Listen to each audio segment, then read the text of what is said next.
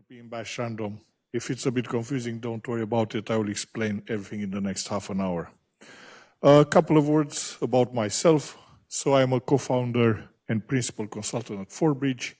Forbridge is a cybersecurity consultancy which I co-founded with my brother during the pandemic because we were bored.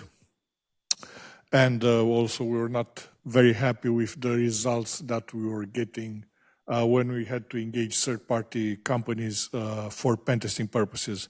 I got a couple of certifications, as you can see there. My favorite ones are from offensive security. And I've also been doing quite a bit of public speaking in the past 2-3 years.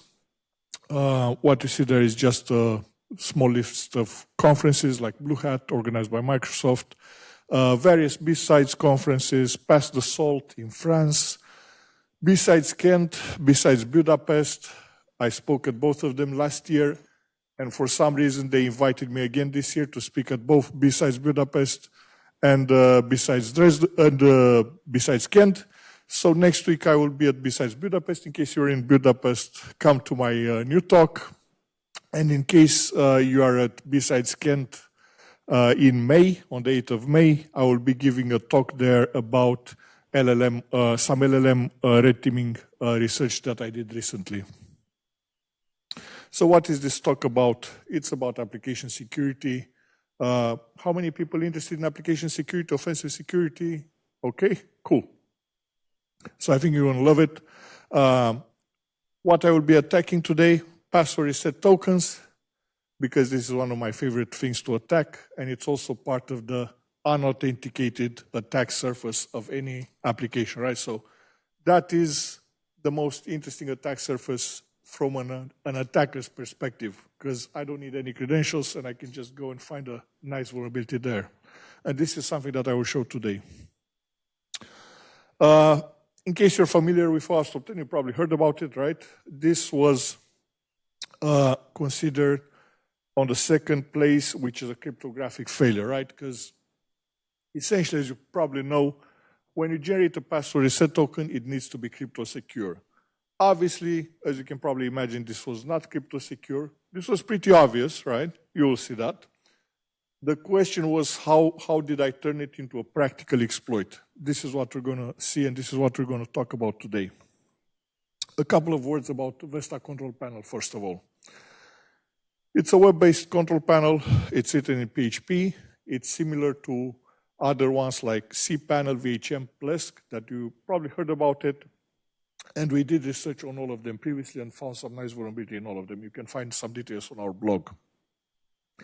It's pretty lightweight in structure.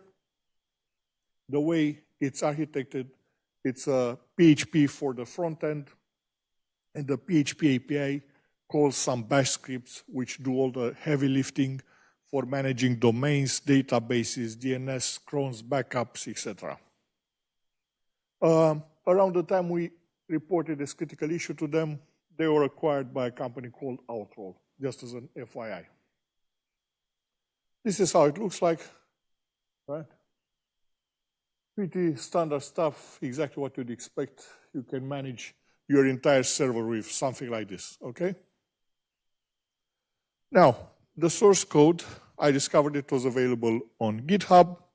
So I was like, okay, cool, let's do white box testing, because it makes sense, right? The code is pretty straightforward to read. There's no complicated frameworks. There aren't multiple abstraction layers like it is in modern frameworks. No, nothing object-oriented or anything like that. There were a couple of issues reported previously, because obviously I Googled on CVE Mitri what was previously reported, right? And there were some, it was pretty obvious to me that the trivial bugs have already been discovered and fixed, like all the command injection, argument injection, all stuff like this have been previously reported and fixed. Before discussing the main issue that I exploited, let's have a look at a couple of dodgy patterns, just to show you how the process worked. First of all, I discovered the first dodgy code pattern. There was a PHP script called add cron, and I looked at it, okay, And I thought, maybe I could find some sort of command injection in it. Plus, maybe I can add a cron, a malicious cron. It gives me a reverse shell or something like that back. I thought that would be nice. Now, if you look at the top, there's no explicit authentication check. It only checks if the request is a post. There is a basic CSRF check here. It checks the token from the session if it's equal with the token from the post variable. So they check for CSRF. And then if you look, which is a positive thing for developers, they use the function escape shell arg, right? So basically they sanitize all the arguments that they receive from input. So this is a very positive thing from a development perspective, right? They are aware of certain issues. And then I looked at the bottom, and it calls the function exec. And you'll notice that all these variables from post are escaped, except the parameter called user. So I thought, okay, they forgot one parameter, user. Maybe I can inject something into the user parameter. Would this be possible? So I started grepping, reading code, and I discovered, okay, so user comes from session. Now session, as you know, it's a predefined array in PHP, right? So I thought, maybe I can control, maybe I can find some sort of session pollution functionality that would allow me to control the user variable, and this way I could inject into that exec command. Unfortunately, I wasn't able to bypass it. But overall, I thought the whole thing with the session pollution attempt, I thought that this would have been really cool. So I was pretty happy with myself for thinking of this idea. Now, the other code pattern, which was also very interesting, was in a script used to generate TLS certificates. Again, at the top, there is no authentication check. So what does this mean in practice? I could simply trigger this PHP script and I could generate a lot of TLS, self-signed TLS certificates on the server. So I could generate as many as I wanted. This would have probably been like a very, very slow denial of service attack by filling out the hard disk. Again, not that interesting, but it was just a possibility really. And then again, I noticed they were using the escape shell arg to sanitize all the input that came from the user. So I had another idea. Like maybe I can find a 0-day in the function escape shell arg. So I started fuzzing. The lib with using libfuzzer. I started fuzzing escape shell arg, and then I also wrote a PHP fuzzer. I thought maybe I can find some way to escape the string using some sort of encoding tricks like UTF-8 tricks and stuff like that. Again, this proved to be unsuccessful. Now, as I mentioned in the beginning, the next thing I was like, okay, cool. Let me look at the password reset process. Let's see. And this is how the email looks like when you try to reset the password of the admin. So you receive an email with a link containing your username, user equals admin, and the code. You can see the code here. It's like 10 digits or 10 characters long. So I was like, interesting. How is this code generated? Now that is the question. So I started reviewing the PHP code. And I found this reset/index PHP code. Essentially, when you're submitting the code, what it does is it tries to read the local file, which is a JSON file. It parses it with JSON decode, all right? And what it does, it reads from that file a field called rkey, which it compares against the code that you just submitted. So basically, it checks, do you have the right code to reset the password for this user? And if you do, then it calls another script at the bottom here highlighted, which is called change user password. So this is actually will allow you to change the password for that user. Now, this is how the local file looks like, right? Every user on the system has a file like this. At the bottom, you can see this R key, right? This R key, which is stored locally, needs to be equal with what you received in the email. And if you have this R key correct, it will allow you to change the password. Okay. So what do we understand from here? This R key code is pre-generated, right? So first, it's generated at installation time. And every time you do a successful password reset, a new R key code will be generated, and it will be stored in this file, okay? So basically, in order to change it, you have to know it. Only on successful password reset, it changes. That's it. If you haven't completed the password reset successfully, you'll get the same code every time. Now, let's look at the vchange user password script, which actually does the password change. So as I mentioned, all the PHP API calls into bash, right? And what this does, once again, it changes the current password, right? Which is the R key. And again, it generates a new R key code, which will be used next time for the next password reset that the user will try to do. So, you'll see here in this slide that the way R key is generated, it's generated using the generate password function. This generate password function is used everywhere in the CMS. Every time they need to generate like a secret string, a password, a token, or whatever that needs to be secret. So generate password is another bash function. Let's look at it. Let's see how it looks like. So this is the generate password function, all right? As you can see here, it uses as default character set all the alphanumeric characters, right? It generates a string of length 10, right? So it starts from 0. It generates one character at a time. And then the most important thing here is that it uses the random environment variable in bash. It uses this random variable. It then, to generate a number between 0 and 32,767, it uses the modulo operator, right, in order to generate an index within the length of this string that we see at the top, right? So it does this 10 times. It generates one character at a time. So the question is here, how does this random variable work in bash? Is it crypto secure or is it not? Because this is the most important thing when generating the password or the password reset token of a user.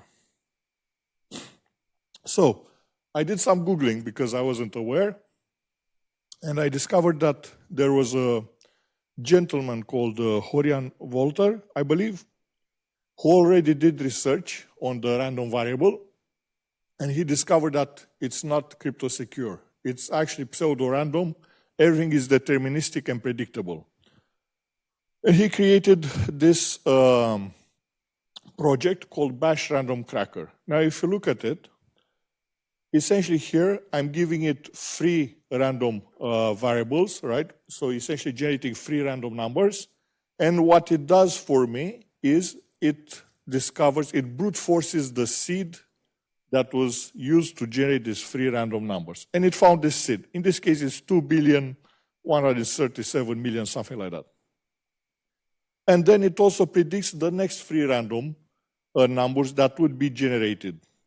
And then I validate this myself by doing an echo and echoing 3 random variables. Sorry, let me go back. And if you check here, these 3 random numbers that I generated in bash are identical with what the tool predicted. So the tool works very well, and bash is very deterministic. Another thing that we need to notice about this random variable, we can seed it ourselves. And every time we seed it with the same input, we will always get the same random numbers. In this case, I seeded it with 1337 twice. And then I echoed 3 random variables. And every time I got the same output. You can see here at the bottom, right? These numbers are completely identical when seeding with the same seed. So deterministic and pseudo-random. So using random variable is an obvious problem for generating anything that should be a secret. Then I had a look to the implementation of the tool. So you can see here on the right side how the seed is calculated. It's nothing really complicated, just basic math operations, divisions, additions, subtractions. There's no source of entropy or nothing like that. And on the left side, sorry, this isn't very visible. On the left side, what we can see here is that there are 2 versions of this algorithm used in Bash. One version one version was before version 4.5, and one version was after 4.5. There wasn't that much of a big difference in the end. The only thing slightly more interesting here is that, oh, thank you very much. Thank you. Is that if a number was, if the algorithm generated the same number twice, it was generating a new number. So it was making sure that 2 consecutive numbers were never the same. Yes.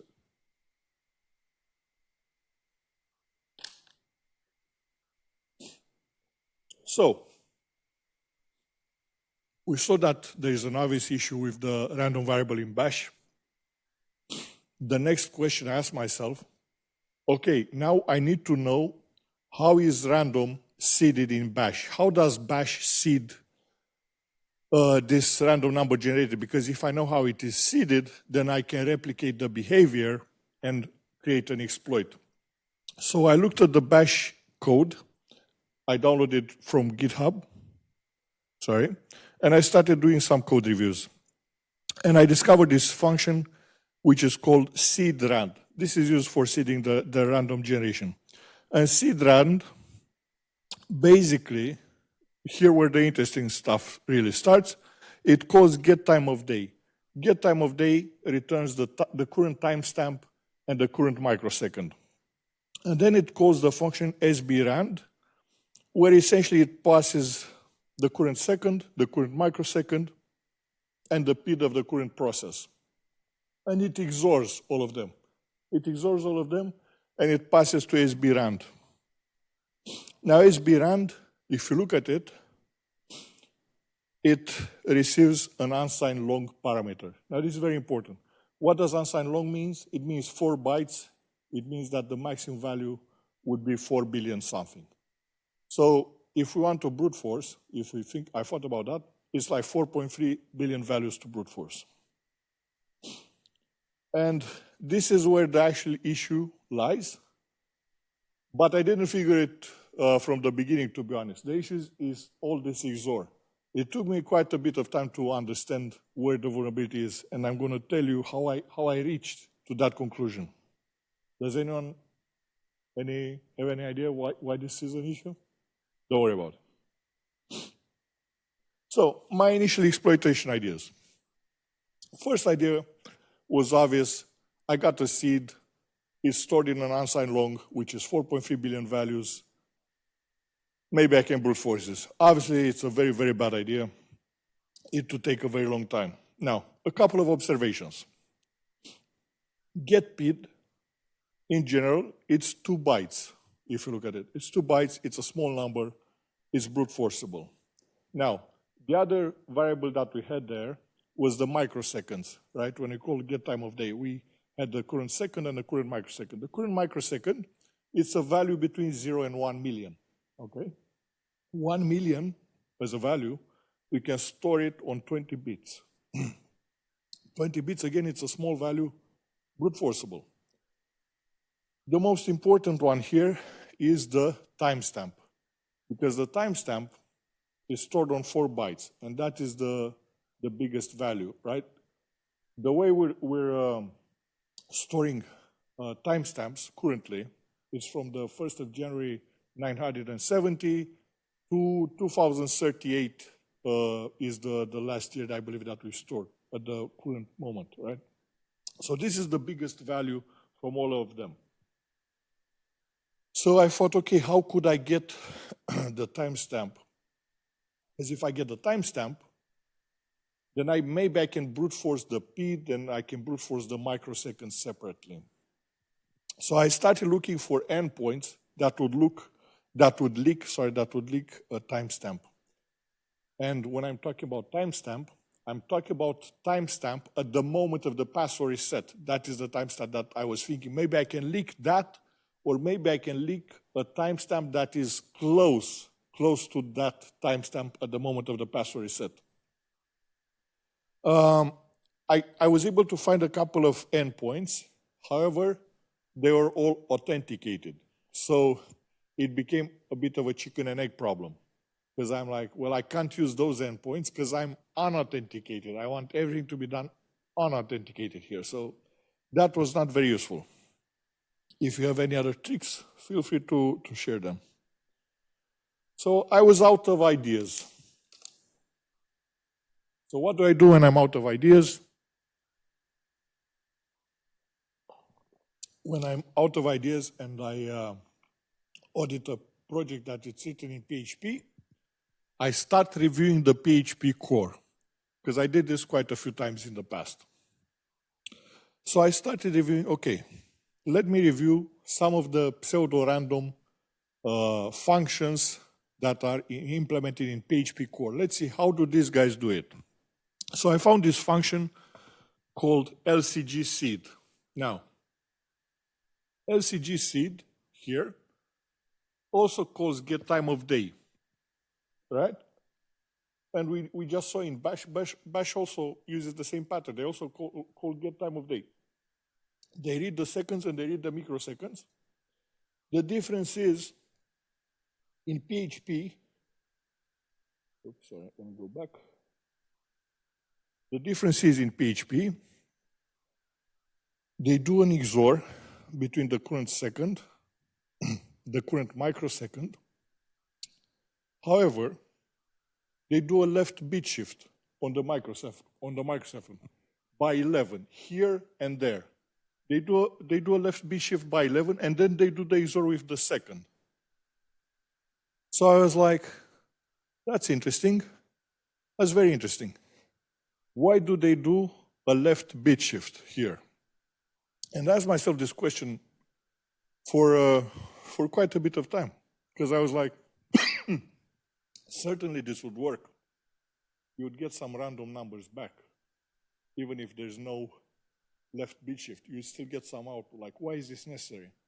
There has to be a good reason.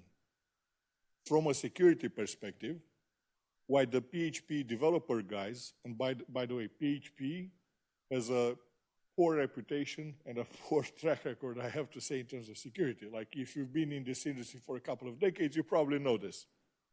But like, these guys know something. They've been hit with something in the past, and that's why they added that left bit shift. Let's go back to Bash. Let's do a comparison, just to be clear for everybody. These guys, they don't do any bit shift. They simply XOR flip values. Is this a problem?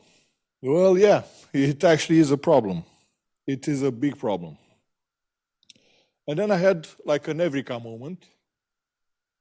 And this is what I realized. Let's take all the fields one by one to discuss them. As I mentioned, the TV sec, which is returned from get time of day. On a modern computer, this occupies 8 bytes, but in practice, only 4 bytes are enough to store timestamp, like I said, up to year 2038. The next field, TVUSEC, which is the, the microsecond. This also occupies 8 bytes, but in practice, you only need 20 bits. Only 20 bits are used, because the maximum value is 1 million, and 20 bits are enough to store 1 million. Get PID, again.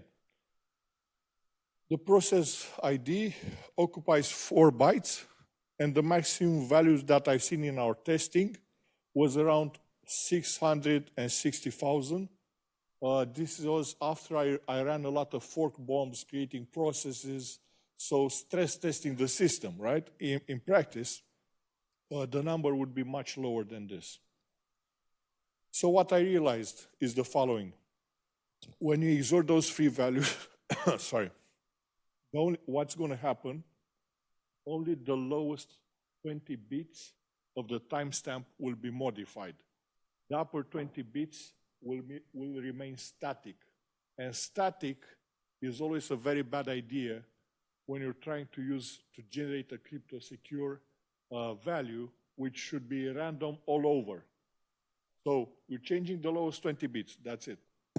The upper 12 bits of the timestamp will always remain the same. I have to make a note here. Sorry. Get PID would be the only thing that breaks our attack here. But in order to break our attack, it would have to be like an extremely high number in the billions, so that it changes one of the top bits in the timestamp. Because if get bit is such a high number, it changes one of the high bits in the timestamp, then that would actually force you as an attacker to perform a brute force all over the space, all over the 4.3 billion values. So, to summarize, when we're changing only the lowest 20 bits of the timestamp, we've essentially reduced entropy. We reduced entropy a lot. And what's going to happen in practice, when you have a timestamp, you're changing only the lowest 20 bits, right? The result will be another timestamp, but it will be very close to the current timestamp. So for example, today is the 25th of April. When you do this process, this XOR, the new timestamp will be between -1 week ago and 1 week in the future. That's it. That's what it means in practice. That's like a variation of 14 days. Very small, very easy to brute force. So obviously, the only thing that matters here is the timestamp. The PID is insignificant. The microseconds are insignificant as well. I wrote some quick code, PHP code just for visualization to create the minimum and the maximum when you do that XOR. Like what's the range of the interval where the new timestamp will be in. So here I'm setting the lowest 20 bits to 0, and here I'm setting the lowest 20 bits to 1 to see where the maximum is. I'm going to go a bit faster now. Sorry about that, just because of my voice, but I'll give you the opportunity to ask questions at the end. So this is the script when I did the original test. The original date was 8th of July.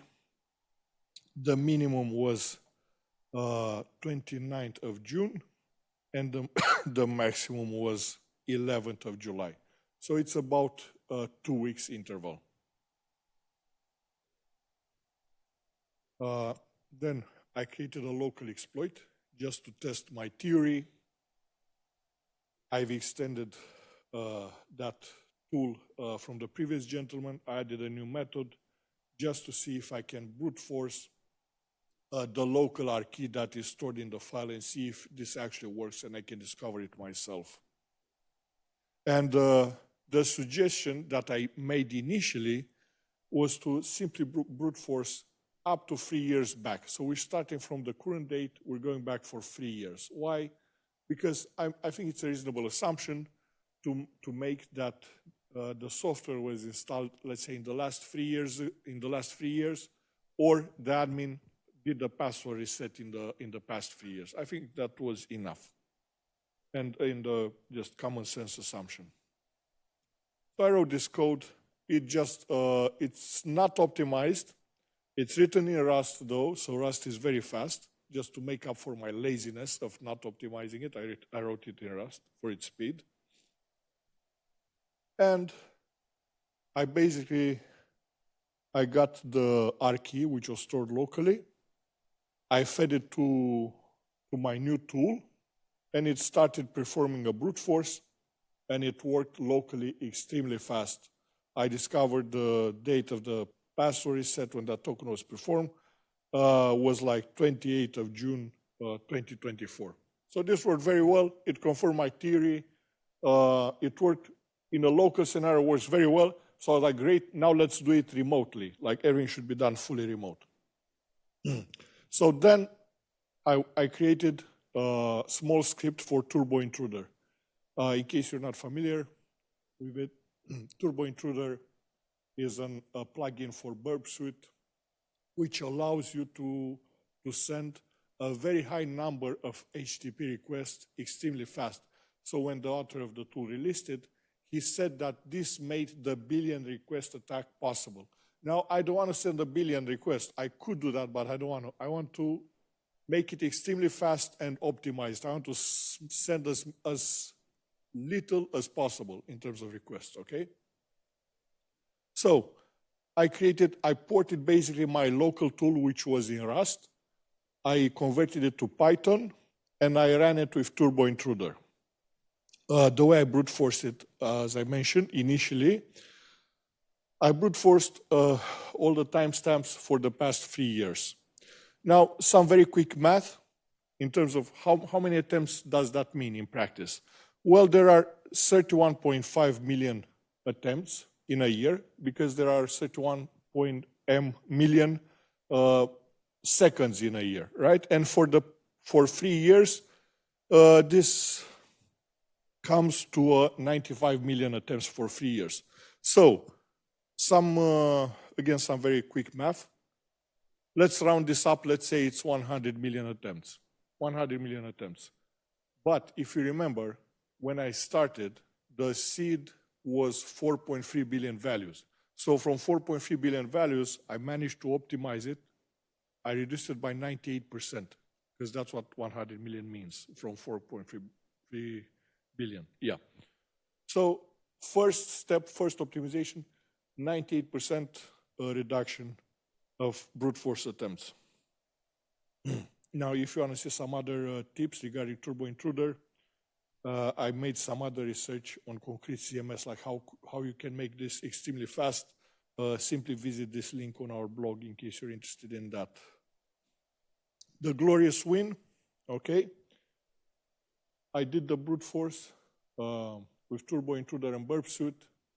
I was able to recover the password reset token. And once I recovered it, you can see it here, okay, I was able to log in into the admin account. We can see that this returned a HTTP 200 code and all the information regarding the admin account. So this was the first win, the glorious win. But I got a bonus attack though. There's something else we can do here actually. We can call the victim and we can tell them, we can try to socially engineer them. Like we can tell them, hey man, look, somebody is trying to hack your account. Please reset your password now and make sure you set an extremely strong password. So what will this do for us? Well, when they reset the password, okay, they will set like the strongest password ever that we can possibly imagine. At the same time, they will generate a new R key for us. And when they generate that new R key, as I said, it will be in a range of about 2 weeks, left and right, like from the current timestamp, left and right, okay? So what will this mean for us in practice? This essentially, it's a 99.97% optimization because in total, only 1.2 million attempts will be needed.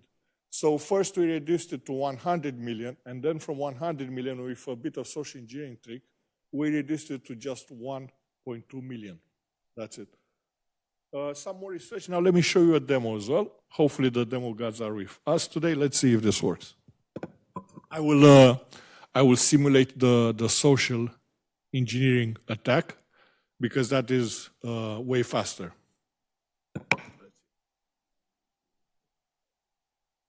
One minute. Okay, so this is Vesta, this is how it looks like. So the admin set this password.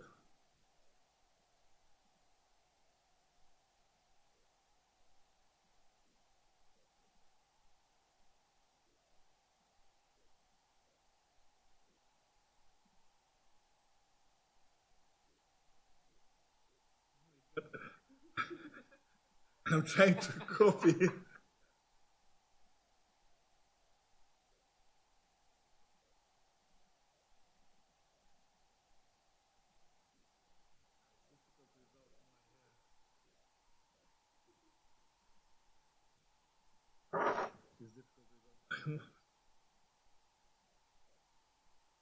Got too many.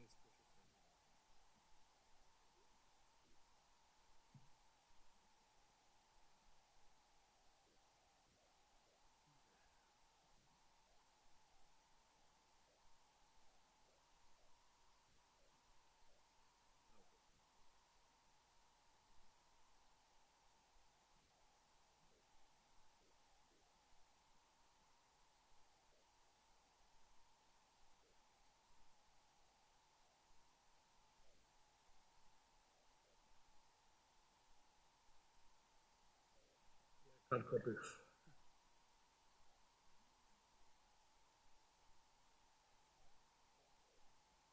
Yeah, Curse of the Democrats. Yeah, I don't think. Yeah, sorry guys. It's not. Let me,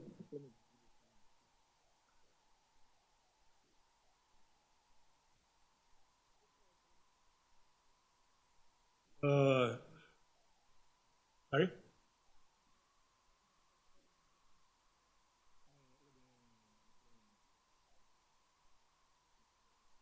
Control Shift C. Okay, let me try to think.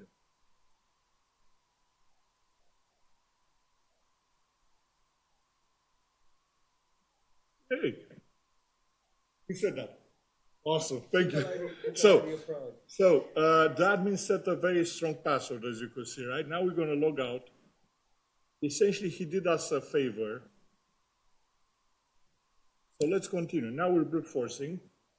It started with 90 seconds being necessary. It's not going to be